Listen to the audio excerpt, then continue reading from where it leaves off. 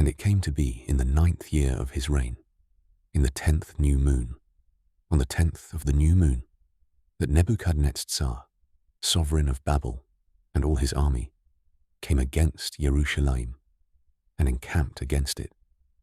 And they built a siege wall against it, all around.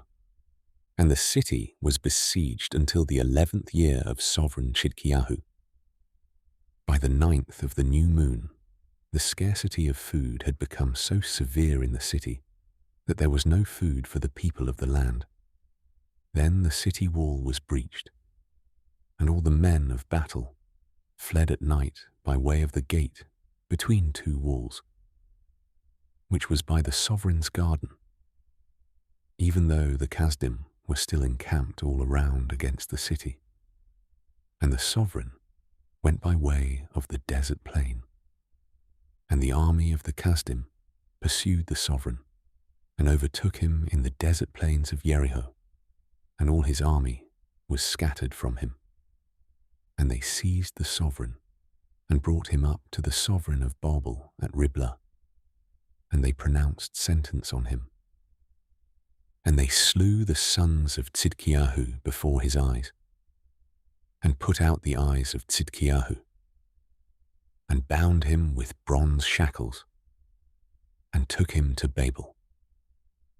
And in the 5th new moon, on the 7th of the new moon, which was the 19th year of sovereign Nebuchadnezzar, sovereign of Babel, Nebuzaradan, the chief of the guard, a servant of the sovereign of Babel, came to Jerusalem, and he burned the house of Yahuwah and the house of the sovereign, and all the houses of Jerusalem, even every great house he burned with fire. And all the army of the Kasdim, who were with the chief of the guard, broke down the walls of Jerusalem all around. And Nebuzaradan, the chief of the guard, took into exile the rest of the people who were left in the city, and the deserters who deserted to the sovereign of Babel, with the rest of the multitude. But the chief of the guard left some of the poor of the land as vine dressers and farmers, and the bronze columns that were in the house of Yahuwah, and the stands and the bronze sea that were in the house of Yahuwah, the Kasdim broke in pieces and took their bronze away to Babel. And they took the pots and the shovels and the snuffers and the ladles and all the bronze utensils the priests used in the service.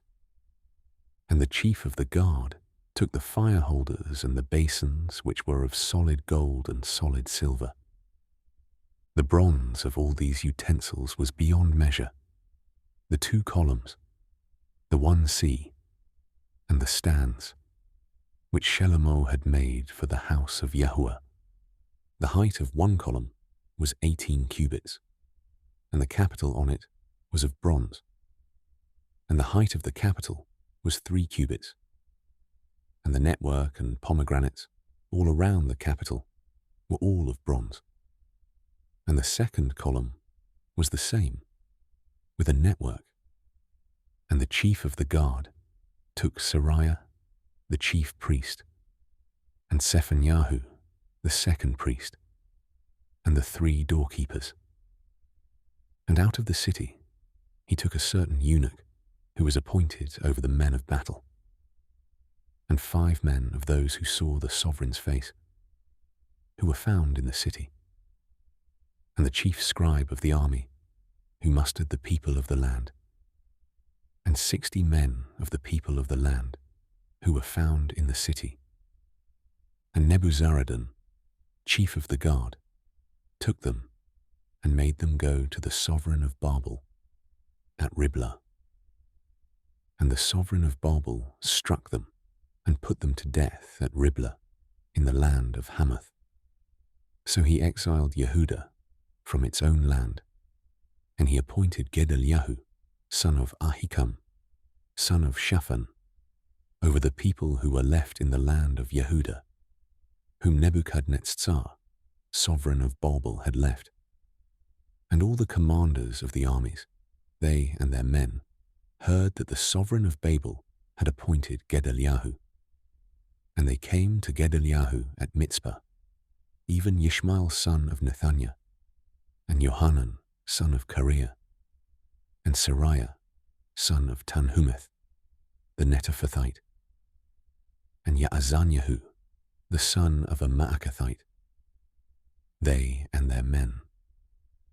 And Gedaliah swore to them and their men, and said to them, Do not be afraid of the servants of the Kasdim.